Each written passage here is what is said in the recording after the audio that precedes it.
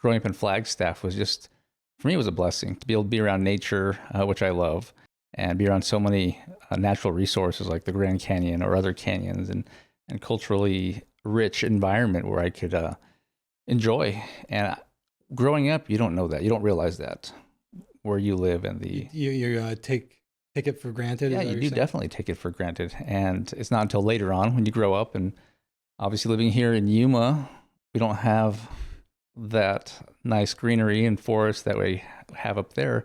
And I appreciate it more.